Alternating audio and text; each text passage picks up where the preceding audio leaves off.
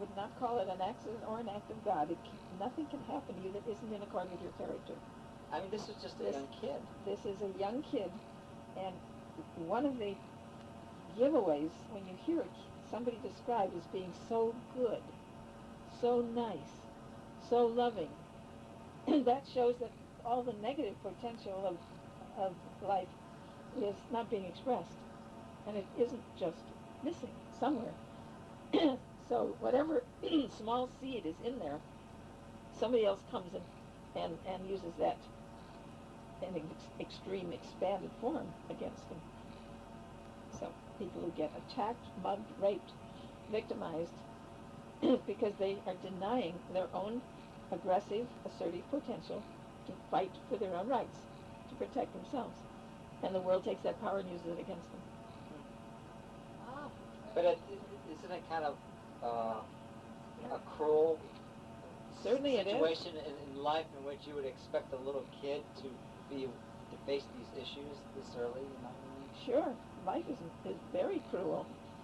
the question is, you either believe in chance, or you believe that character produces destiny. You have a choice. That's all. Only way you can do it. Unless you believe that some God somewhere is arbitrarily deciding to torture some people well, in this bless case, others. I think it was so sudden, so fast. I don't even think this kid, even if he had to face the issues of defending himself, had a chance to defend himself. And it just happened so fast. See? Yeah, sure. But in some way, his own personal power had to be blocked and denied, and someone else came and used excessive power against him. Well, it's like what happened in Long Beach 8 years ago. Mm-hmm. A man was riding home, was a waiter in the marketplace, riding home on his bike on Ocean, and one of the streets landed Ocean. From on shore, he was killed by 2 people that they felt were gang members. Yeah. And everybody said after that, he was such a nice person. How could anybody That's right. attack You him? hear that over and over and over. This happened to this Such a person? nice person that everybody liked him. He was so nice to everybody. He was so generous. He was so kind, and all these nice things. And that's a sacrificial victim that's going to get clobbered by life. If they don't have enough don't think I'm nice. ability to also protect yourself. Now, we had other recent examples just in the last 2 days, yesterday or this morning. One of them was this morning. A woman who had split from her husband. He had a rented car. He rammed her car and then shot her with a shotgun. And I don't know if I think she's died in the hospital since that happened this morning. And last night, also, these are both San Diego area. That one was actually in Jamul, just a few miles from here. Wow. But the other one was some other area near San Diego. A man who had separated from his wife went to the day school where she lived, where she took care of kids, and after the kids were gone, fortunately, and shot her and then shot himself, and they're both dead. And this is both cases of men taking violent action against their wives because they were angry at being left, at being separating. And the wives are described. The one this morning, they didn't give much of a description of her, but the one last night, she was so sweet, she was so lovely, she was so loving, she was so wonderful, she was so great with the kids, she was so everything nice.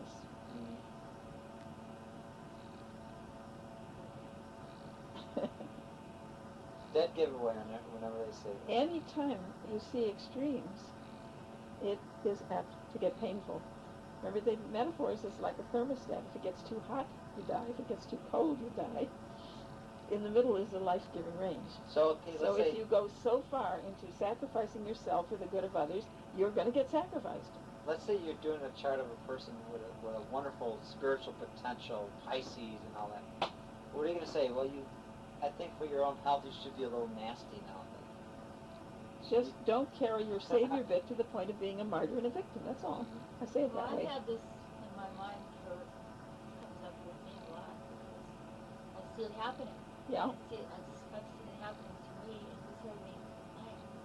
I've expounded on it so many times. Where do you stop giving in to people that keep taking advantage, draining you draining you. They don't even know they're doing it. They just drain you, drain you, Yeah, drain you have to decide when your own security and well-being is abused. Yeah. And the two signs are, one, that you start feeling victimized, and then it's time to start getting distance if you can. And two is, if you really want to help the other person, but you see they're weakening them, that's another sign that may be more tricky to notice, that you maybe are not helping them, really you're weakening them if you keep doing too much for them and they can't learn to do it themselves.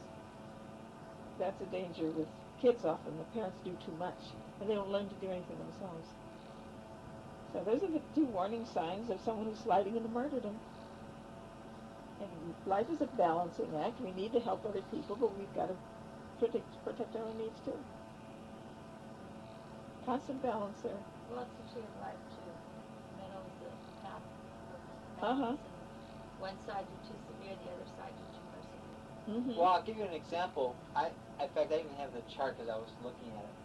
There's the person she used to work for. Her name was Jean. Yeah. But talked she, about it before. and she can't stand this person. In fact, she had dreams, Uh-huh. real nasty dreams Right. about this person just, 2 weeks ago or so? Maybe 3. I wouldn't let up on her. In Uh-huh. my dream, I would not stop. I would not let up. I was going to let her do one more thing. Uh-huh. I mean, that the subconscious would be so strong in this area that of her dislike of her, even though she hasn't physically seen her except a funeral recently, Mm-hmm. for several months, it's just so strong that the dream would come up. Uh-huh. This is probably the only person I've known that she's really disliked so strongly. Yeah, well, that's your unconscious saying, hey, get out of her life. Get her out of your life. Right. I mean, I think if she came up, like at the funeral, she came up to me from behind and hugged me, Uh-huh. and I looked at her and said, hello, Jean. Yeah. And walked away. Uh-huh.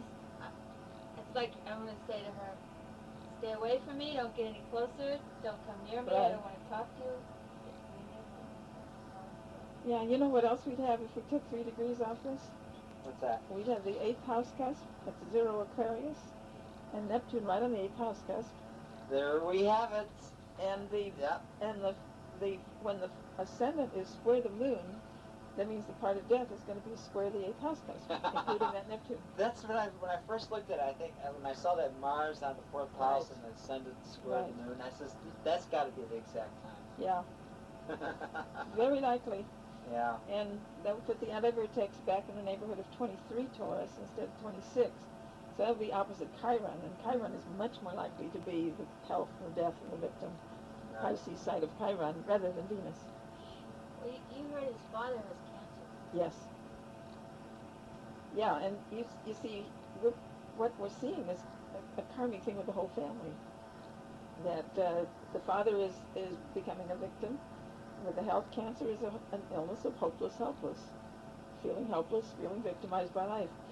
The fact that they left San Diego for fear of violence. In L.A., yeah. No, San Diego. San Diego. Yeah. And then they come back and meet the violence that they feared. At some unconscious level, they knew that this was coming. It was scheduled. Oh, Isn't it something? Yeah. Jeez. Well, in other words, they projected that fear out. Not that, so they just But I think, manufactured it. no, I don't think they manufacture it. I think Subconsciously they I think subconsciously. No, it takes two to tango. I think their fear attracted this kid who wanted to kill someone. Yeah, he had good radar. He picked it up. He picked it up. They were attracted where their fear would be realized. But of He course, was attracted where he could his violence could be expressed. right. And the more we are holding back and doing only the right and proper and traditional and conservative thing ourselves, the more that independent, rebellious side of us is going to attract others who will do it for us and will overdo it.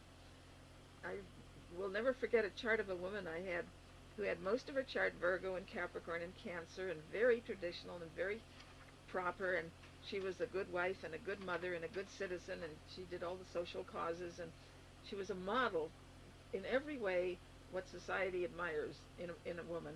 And she had two daughters who were absolute hellions, who ran wild, and shocked everybody and challenged convention in every conceivable way. Now that's projection.